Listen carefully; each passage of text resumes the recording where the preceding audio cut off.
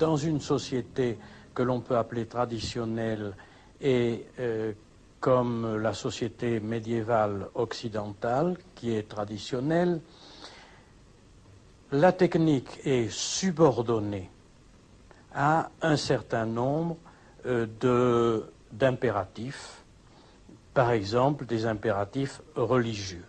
Dans certaines civilisations, on n'avait pas le droit, par exemple, de labourer la terre avec des instruments en fer, parce que la terre était considérée comme la mère et qu'il ne fallait pas la blesser avec un outillage trop dur.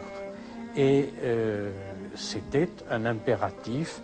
De la même façon, les Égyptiens n'ont pas adopté la roue, alors que les Hyksos connaissaient la roue depuis longtemps, les Égyptiens la connaissaient aussi, mais ils ne l'ont pas adoptée parce que la roue représentait le cercle solaire et que l'on n'avait pas le droit d'utiliser matériellement le cercle solaire pour des besoins purement matériels.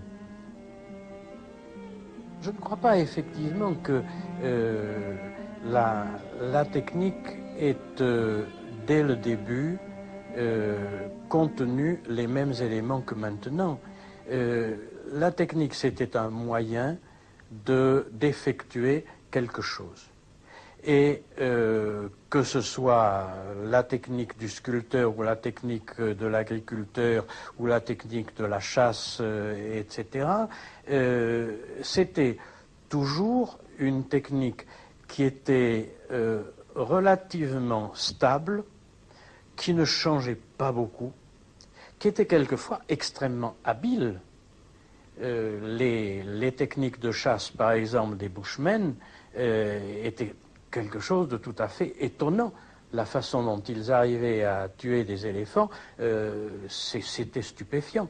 Mais c'était très habile, mais ça ne comportait pas l'élément, je dirais, de démesure qui a caractérisé la technique de notre temps.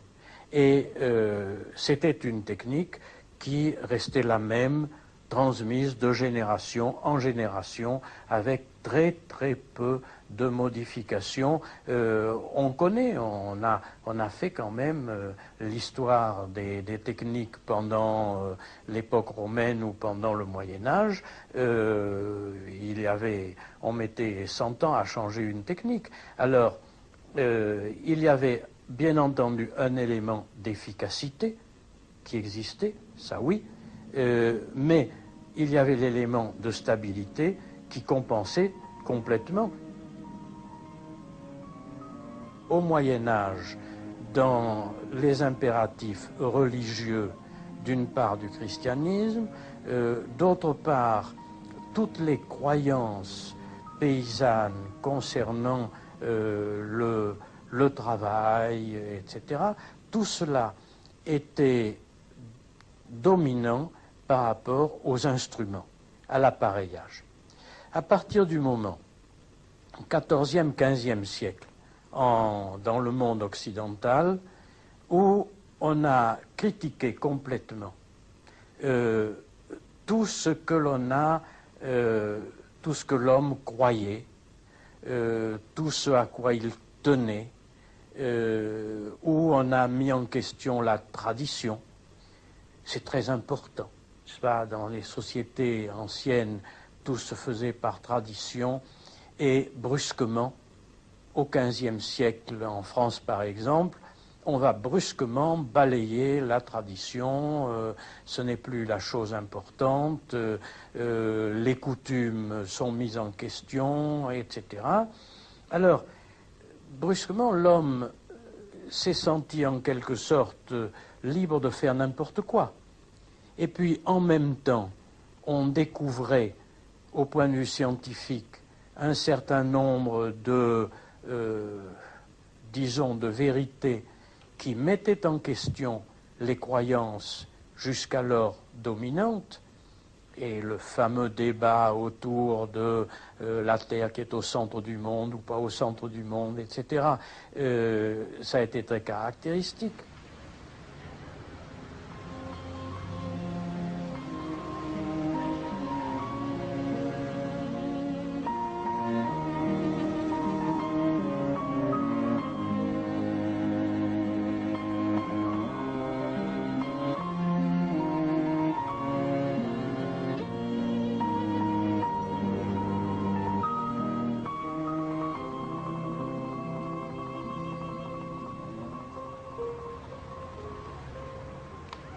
Oui, c'est en effet pour moi le drame le plus grand et notre plus grande culpabilité. Parce que nous sommes entrés dans ces sociétés en considérant que c'était des sauvages, que ce n'était presque pas des hommes. Nous n'avons pas pris au sérieux ce qu'il pouvait y avoir de vrai dans ce qu'ils pensaient. Alors je prendrai deux aspects.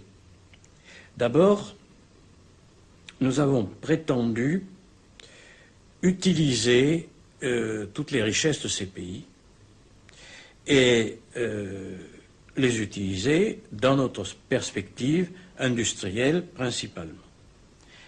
Alors, on a détruit, par exemple, l'agriculture traditionnelle et on l'a remplacée par ce que l'on a appelé l'agriculture industrielle, les arachides pour faire de l'huile, le cacao, la canne à sucre, etc., etc. Bon. Et en même temps, on obligeait les membres de ces sociétés à obéir à ceux qui les avaient vaincus, parce qu'on ne pouvait y entrer qu'après les avoir vaincus. Et on finissait toujours par les vaincre parce qu'on avait des moyens techniques plus puissants. Ils ont détruit des choses qui étaient très fondamentales, sans lesquelles l'homme ne peut pas vivre. D'où vient-il? Quel est le sens de sa vie? Tous ces hommes, ils y avaient pensé, ils avaient trouvé une réponse.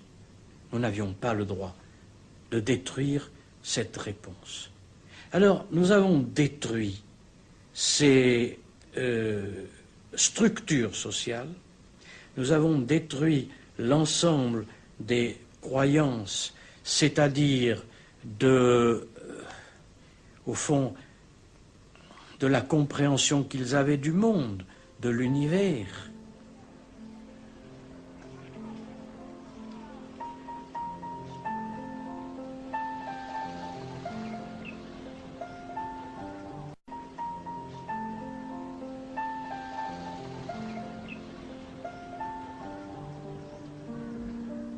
Bien entendu, le sacré n'est pas toujours le même, mais l'homme a toujours respecté.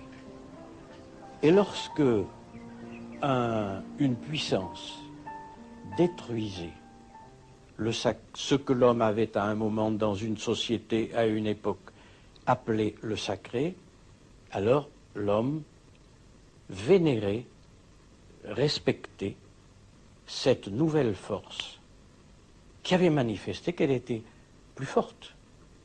C'est-à-dire que c'était un sacré qui était plus sacré que l'autre. Et c'est un des aspects qui est très grave dans notre société, c'est que la technique, ayant détruit tout ce que l'homme considérait ou appelait le sacré, dans la nature, etc., eh bien l'homme est spontanément amené à regarder la technique comme du sacré.